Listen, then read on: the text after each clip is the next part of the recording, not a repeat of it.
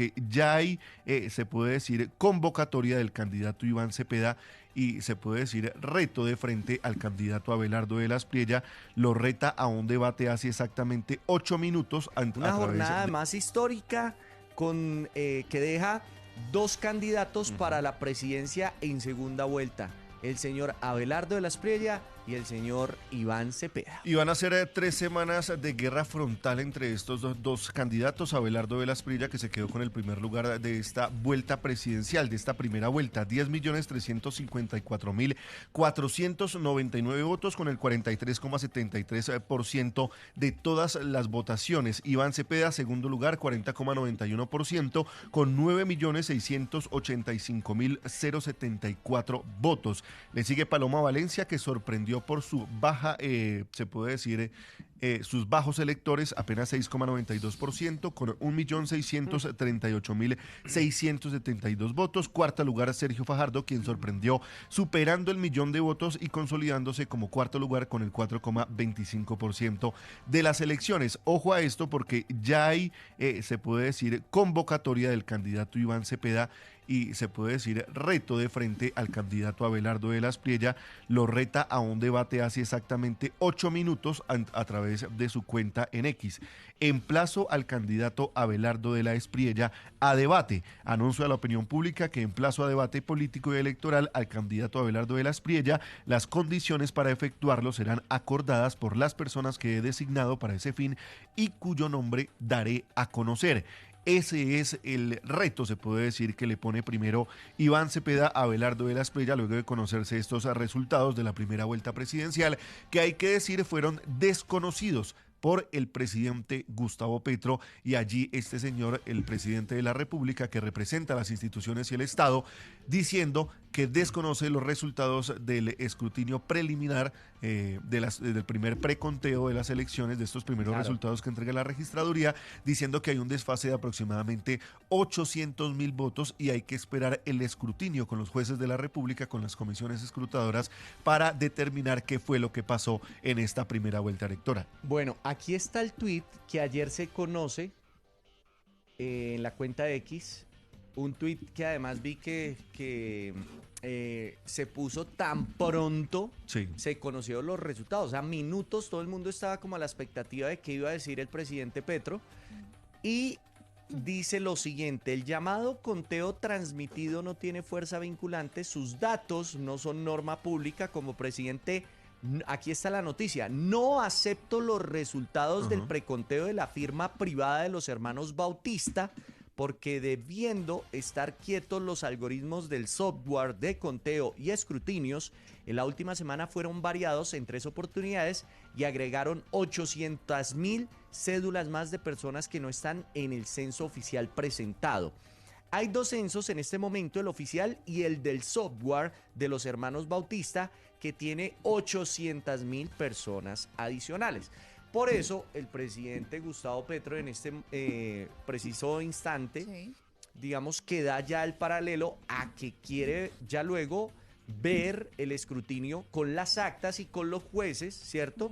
Quienes son las personas que luego de este preconteo que hacen los garantes, y que además tuvo también garantes del pacto histórico y de los demás partidos, quienes estuvieron en las mesas, para de pronto los que no conocen el proceso de cómo se vota, entonces estuvieron como garantes. Pero el presidente no le cree a este tema, y no le cree también porque, según lo que afirma, se agregaron 800.000 cédulas más de personas que no estaban en el censo oficial.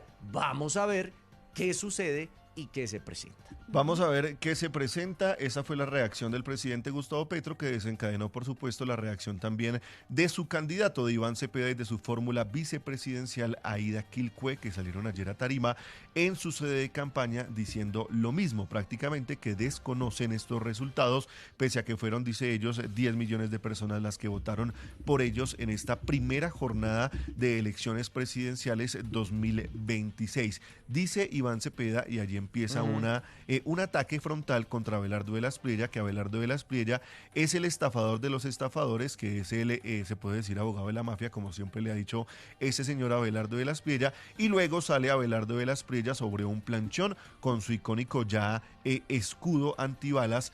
Se sube en un planchón por el río Magdalena, llega a Barranquilla y empieza un discurso también en el que se dedica a atacar al candidato del pacto histórico, Iván Cepeda. Resultado por los diferentes departamentos del país, y allí llama la atención porque Bogotá sigue consolidándose como un electorado del pacto histórico. Se quedan con el 41,6% de las votaciones, más de 1.700.000 votos en Bogotá. En Antioquia es distinto. Abelardo de la Espriella sorprende porque ya pensábamos que se iba a quedar Paloma Valencia con esa plaza. Sin embargo, Abelardo de la Espriella se consolida con el 54,3% de los votos. En Atlántico también sorprende porque Abelardo de la Espriella, se puede decir, es costeño. Exacto. Y todo el mundo pensaba que se iba a quedar con los electores de la costa, pero en el Atlántico se rajó. Pero ahí hay un dato y se los tiro de pronto para la gente que está también de pronto a esa hora conectada a través de la calle y que estamos viendo pues todo este análisis.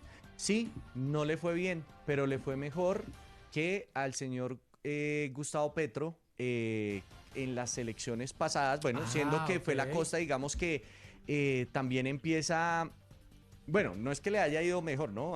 Que Gustavo Petro en ese momento, sino que cambia también el rumbo de lo que fueron las elecciones con el candidato que estuvo en las anteriores jornadas, como fue Rodolfo. O sea, saca más que Rodolfo en Barranquilla y empieza a tomar terreno. Es que la noticia es que siendo que Barranquilla era ya un terreno del pacto histórico muy grande, sí, Abelardo de la Espriella alcanza a tomar cierto terreno y ya empieza a disminuir. Eso le sirvió también mucho, siendo que, bueno, todavía predomina el tema del pacto histórico en la costa, pero toma distancia, y estos son los resultados que también hay que analizar. Resultados preliminares, sí señor, y en Bolívar Iván Cepeda se queda, con Boyacá se queda Abelardo de la Espriella, con Caldas también Abelardo de la Espriella, Cauca, uno de los departamentos más golpeados por la violencia en el país, se queda también Iván Cepeda con César Iván Cepeda, Córdoba Iván Cepeda, Cundinamarca,